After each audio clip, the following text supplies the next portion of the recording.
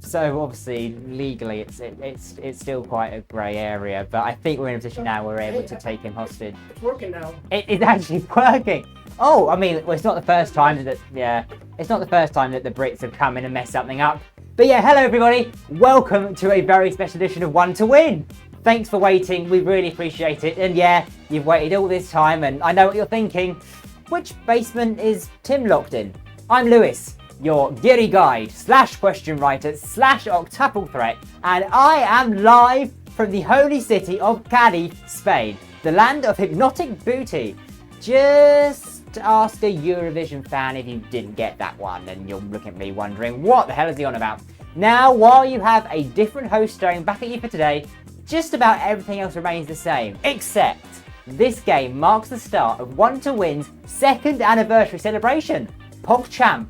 Yep, our little game has finally learned to stop dribbling and crying out for its mummy, and is starting to become a big boy. So, we've got today's English language game, Sunday's Juego en Español, Atención! And we have something super special set for the Saturday in between. I'll reveal everything you need to know later on, so stay tuned and you'll find out everything. The rules are the same. I'll ask you 12 multiple choice general knowledge questions, and all you've got to do is tap the right answer as quickly as you can each time.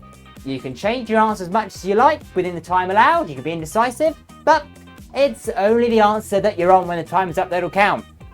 In this game, the biggest winners are the players who get the most questions right in the shortest possible time. And for showing such trivia prowess, we've got prizes. Yup, tonight we're playing for a pot of $50. It's real money, not tokens. Mimir, I see ya. It'll be split 3 ways. The first place winner will get $25, which happens to be enough to make you a millionaire in Iranian Rial. It's a life choice, I'll have you know. It'll be $15 for second and $10 to third. That isn't all though, because we'll throw some monopolies your way, virtually of course, because there's health and safety and all of that. If you end up anywhere in the top 10, binoculars are yours. What are binoculars? Well, they're a power-up that allows you to see in real time what other players have selected as their answer, but it's down to you whether you follow the crowd or go it alone. That is up to you. What? You don't have any binoculars? I can't trust you with anything. Well, suppose, yeah, alright. I guess we've got a big weekend of quizzing ahead of us, so no one's looking, right? Go on, here you go. He's the Christina to my Jeff. Jesus, get the digital trumpets out! Hopefully that'll help you. Where were we? Oh yes, what's more, in this game, there's no elimination at all, so if you do get a question wrong, and it happens to the best of us, don't worry, I've been there. Just dust yourself off and keep playing, because everybody is in this game until the very, very end. So, that's all of the admin done, and now it's time to let your fingers do the talking. Get ready, have fun, here we go, let's play One to Win. Here comes question 1, attention. Question 1, which of these animals can't fly? Is it a bee, a dragonfly, or a kangaroo? This is question 1. Shouldn't be hard. Get your fingers warmed up, hopefully. Alright, that is time. Well, it helps if you know that 2 of these animals have wings and the other doesn't. Keeping their feet firmly on the ground and just having the odd bounce. It's the boingy boy, the kangaroo. 85 of you, a full house, nice one. 85 of you are jumping for joy in this one. So let's hop into Q2. But I don't swim and you're not in love. It's understandably a line from which Maisie Peters' song. Brooklyn, John Hughes movie, or outdoor pool? It's not a trick question, guys. Should be good. Yeah, just a little word association on this one. Maisie Peters is an up-and-coming British singer-songwriter who's recently been touring with none other than Ed Sheeran. But in which of her songs would you find this lyric? Well, where else would you sing about swimming other than in the song Outdoor Pool? Outdoor pool is what we wanted, and that's some swim-impressive work from the 58 One2Winners who got that one right. I mean, I personally prefer indoor pool because I can beat Jesus at it every single time. Let me move you on to question 3, Q3, let's go. Last week, Brazil's courts banned which company from selling its phones without chargers? Apple, Huawei, or Samsung? A real? Yeah, it's a real first world problem, and I think just about every house has that box of random cables that you're just too frightened to throw away, in case they might be useful one day. Despite this, Brazil was bitter over a certain company shipping its new phones without charging cables, which forced consumers to pay for one separately. The court said that the practice discriminates against consumers by selling them an incomplete product. Whoa, scandalous. Which company pulled the plug on including chargers? That'd be Apple. Apple's the answer, and I applaud the efforts of the 76 One2Winners who knew that one. It's time now for question 4. Question 4. Which game show inspired the Monty Hall problem? Jeopardy, Let's Make a Deal, or University Challenge? You love a good game show question? Do you know this one? The Monty Hall problem is part paradox, part puzzle. The premise is that the player is presented with 3 doors, with each one hiding a prize, but only one of the prizes is actually worth winning. The player picks a door, and the host opens one of the doors that contains a bad prize, one that you don't want to win. Now, should the player stick with the door they first chose, or switch to the other one? Well, bit of maths later, and you'll find out that you're twice as likely to win the best prize if you switch. Where would you find such a dilemma on TV though? That'd be on Let's Make a Deal. You guys didn't disappoint there. We've got 73 savvy switchers in the game today. Nice job, you guys. Let's see if you're thankful for Q5. Q5. Which of these words means thank you in a European language? Grazie, grazie, or both of these? What do you think? Are you thankful for this question? And that is time. Now, these 2 words look and sound pretty similar, but they have different meanings. So if you pick both, I'm sorry, but it's not to be this time. Grüezi is a German term for hello, mostly used in the Swiss dialect of the language when you can understand what they're saying. Sorry, Switzerland. If you went for it here, though, saying hello to today's prizes just got a little bit trickier. But it's all right, you're still in. How about grazie? Well, it's an Italian word, just like grana padano. And it's what you say if someone handed you a shot of sumptuous sambuca. Yup, it means thank you. So, grazie is what we wanted. We have, 52 learned linguists among you getting that one right. Great work, you guys. If you weren't among those 52, no worries. Keine Sorgen, vai tranquilo. Remember, there's still plenty of time, no elimination, as I've said. And everybody is in with a chance of winning to the very end. Let's move on to something softer. Here's Q6. What are these toys called? Cuddlecumbers, Puffkins, or Squishmallows? What do you think? There's a human, of course, but talking about the toys. These toys gained popularity after appearing on TikTok during the pandemic when people were looking for some company, which is pretty wholesome if you ask me. Puffkins were released by the Illinois-based company Squibco back in 1997 in an attempt to compete with the Beanie Babies range. They tend to be more spherical in shape though, so they're not what we wanted here. Cuddlecumbers is a term that I totally made up, but honestly, I feel like there's a business idea in that somewhere. So go and trademark it. It's me. What you saw in the photo though are Squishmallows. Squishmallows is the answer, and 67 One2Winners are well trained on their TikTok toy trends. Well done to all of you. Now, let's have a little break. You know I said that we'll be doing an extra game tomorrow, right? You were listening to that. Well, I can officially reveal that tomorrow we'll be playing the first ever One2Win After Dark. Oh, look, we even have a subscribe dialogue too. That's how important it is, folks. Join us on Saturday night at 10 PM Eastern Time. That's 3 AM on Sunday if you're in the UK. For a no-holds-barred game of trivia, where nothing, and I mean nothing, is off limits. Oh, well, apart from the 5 or so questions I suggested to Jesus that had him worried for my sanity. So, if you subscribe to that notification, you'll get a little ping when it's time to go. Anyway, the very first One2Win After Dark is happening tomorrow night. Be there or I'll keep him locked away even longer. I mean it. I do. Really. Half-time break over. So, once again, it's time to return to your seats.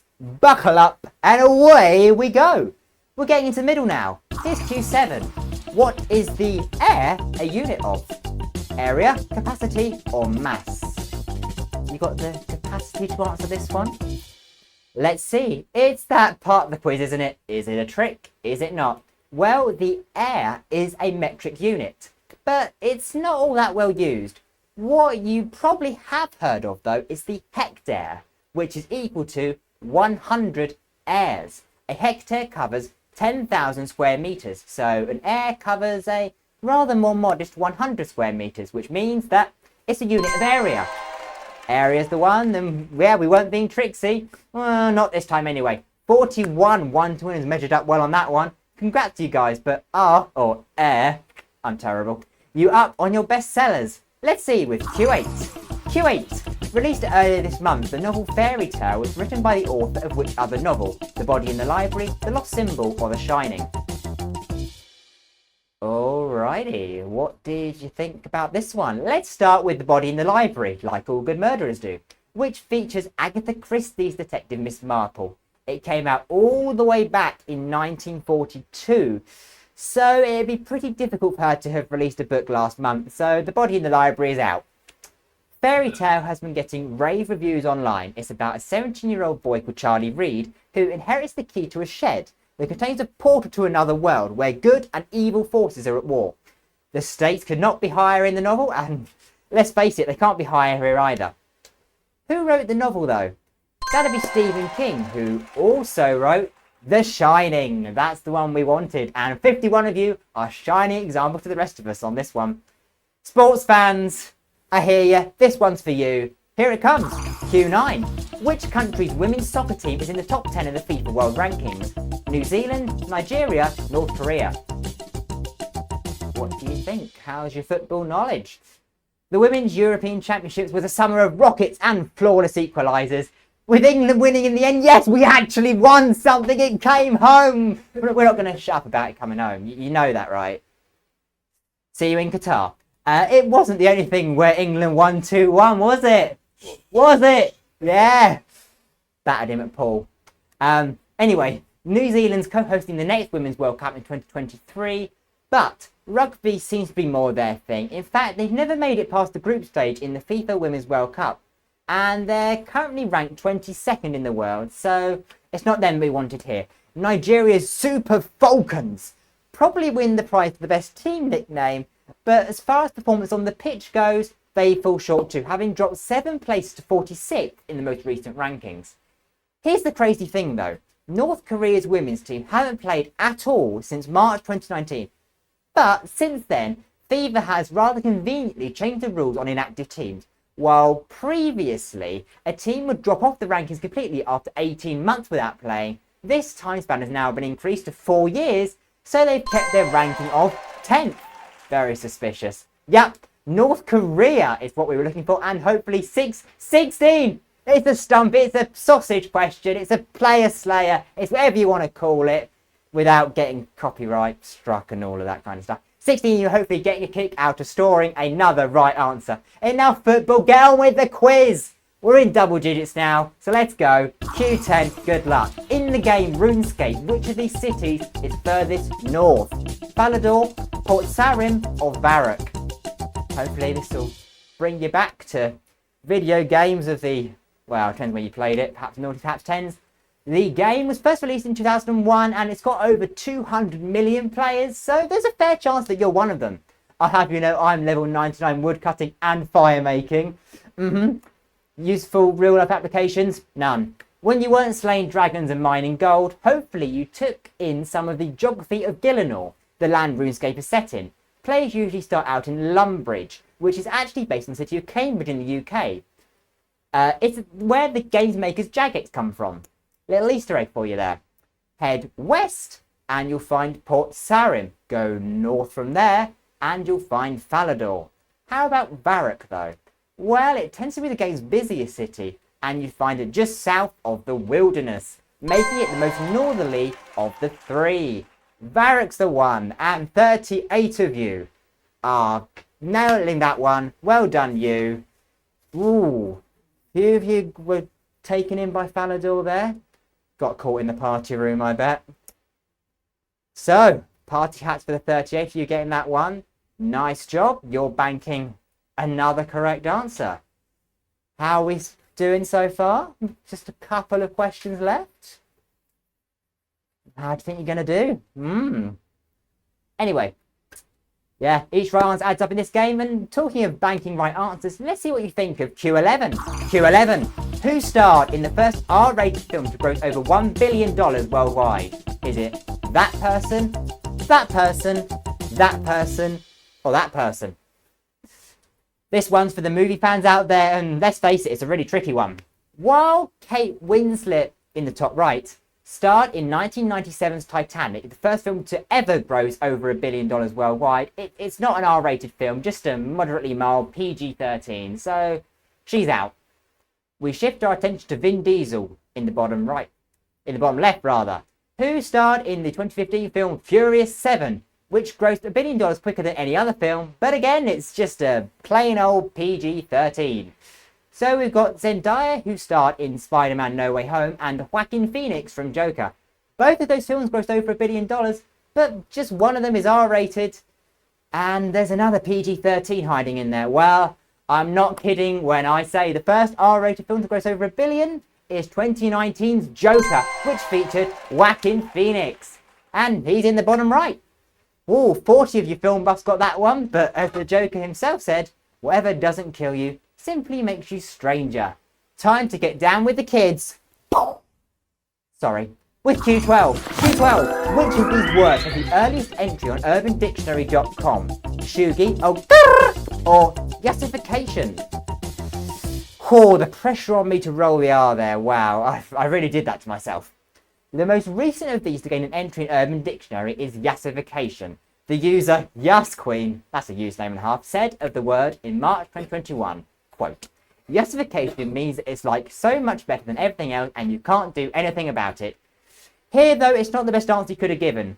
Definitions for shugi and okur both first appeared within a year of each other. The term shugi was coined in 2013 by Gabby Rasson, who was looking for a word that describes people who were unsuccessfully trying to be trendy.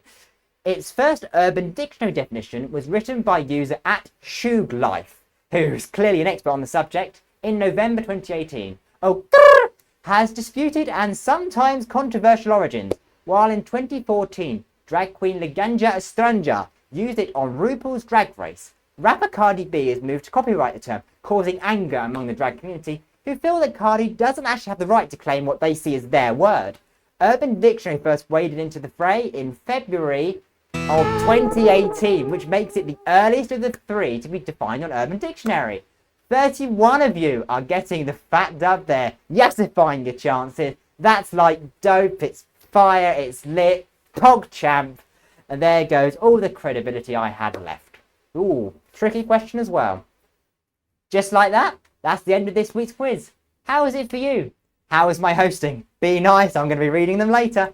We're just crunching the numbers behind the scenes and we'll have the results ready for you really soon. There's just enough time for me to remind you that at the end of this madness, a short survey will pop up on your screen and we really appreciate it if you could fill it in for us, as it helps us make this game even better.